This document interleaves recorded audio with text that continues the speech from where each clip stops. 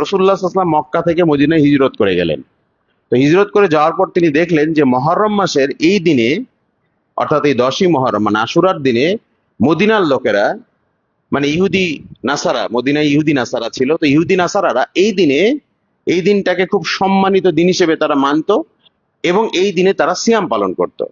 তো রাসূলুল্লাহ সাল্লাল্লাহু আলাইহি ওয়াসাল্লাম তাদেরকে জিজ্ঞাসা করলেন যে এই দিনের সিয়াম রাখার কারণটা কি।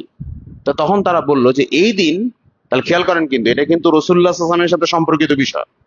রাসূলুল্লাহ সাল্লাল্লাহু আলাইহি ওয়াসাল্লাম তখন বললেন যে এই দিন যে তোমরা সিয়াম পালন করছো, এই দিনে সিয়াম পালনের কারণটা কি, ইহুদি খ্রিস্টানদেরকে বলছে কিন্তু। তো ইহুদি খ্রিস্টানরা তখন বলল যে এই দিন যেহেতু আমাদের উপরে, আমাদের জাতির উপরে প্রেরিত নবী মুসা আলাইহিস সালামকে ফেরাউনের কাছ থেকে এই দিনে যেহেতু মুক্তি দেওয়া হয়েছিল, তাকে নাজাত দেওয়া হয়েছিল ফেরাউনের চক্রান্ত থেকে, ফেরাউনের মানে অর্থাৎ পিছনে তাড়না থেকে, আল্লাহ যে ফেরাউনকে ডুবে মেরেছিল এবং মুসা আলাইহিস সালামকে যে সসম্মানে নদী ওই অর্থাৎ লোহিত সাগর ওই পার করে দিয়েছিল, এই সম্মানে আমরা এই দিনে সিয়াম পালন করি। তাহলে বোঝা গেল এই দিনের সম্পর্ক হচ্ছে কার সাথে, মুসা আলাইহিস সালামের সাথে, যে মুসা আলাইহিস সালামকে আল্লাহ রব্বুল আলামিন নিরাপদে পার করে দিয়েছিলেন সেই সাথে।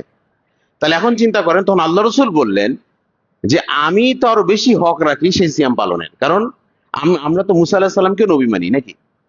মুসা আলাইহিস সালামের অনুসারী যারা ইহুদি তারা কিন্তু মুহাম্মদ সাল্লামকে মানে না, মানে কিন্তু আমরা কিন্তু মুহাম্মদ সাল্লামকেও মানি, আবার আমাদের নবী মুসা আলাইহিস সালামকে আমরা নবী হিসেবে স্বীকৃতি দিই, তারও কাহিনী আমরা বর্ণনা করি। তো এই জন্যই মোহাম্মদ সাল্লাম বললেন তাহলে এই দিন তো আমরাই বেশি হক রাখি সিয়াম পালনের, তাই তিনি এই দিন সিয়াম পালন করলেন। তো লোকেরা তখন বলল যে এই দিন তো ওরাও সিয়াম পালন করে, মানে ইহুদি খ্রিস্টানরাও তো এই দিন সিয়াম পালন করে, তাহলে আমরা কি করব। তখন আল্লাহ রাসূল বললেন যে আমি যদি বেঁচে থাকি তাহলে আমি আগামী বছর এর আগে একদিন সিয়াম পালন করব। তার মানে একদিন আগে বলতে কি 9ই মুহররম, যদিও ওলামায়ে কেরামগণ বলছে কেউ যদি 10-11 রাখে তাও হবে, কিন্তু আল্লাহ রাসূলের ভাষা অনুযায়ী একদিন আগে এবং একদিন মহররম মানে আসলে মহররম, এটা বোঝা যাচ্ছে। এখন প্রশ্ন হচ্ছে তাহলে এই সম্পর্কটা কার সাথে, মুসা আলাইহিস সালামের সাথে মুহাম্মদ সাল্লাল্লাহু আলাইহি ওয়াসাল্লামের সম্পর্ক নাকি, এটা আমরা বুঝলাম।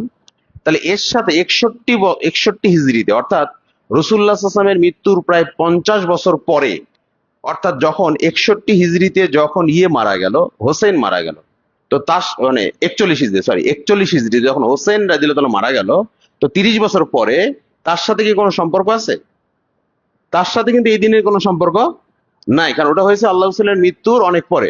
আর আল্লাহ রসুল যখন মারা গেছে তখন শরীয়ত নতুন করে প্রবর্তন করা মানে সেটা কি বিদআত, তাহলে এটা বিদআত হয়ে যাবে স্পষ্ট। আমরা যে শরীয়তের যে মাসলা মাসাইল বা শরীয়তের যে বুঝ আমরা রাখি, তাহলে এখন থেকে বোঝা গেল যে এই যে আল্লাহ রসুল সাল্লাল্লাহু আলাইহি ওয়াসাল্লাম তখন বিরোধিতার জন্য কি করলেন, একদিন এক্সট্রা সিয়াম পালন করলেন।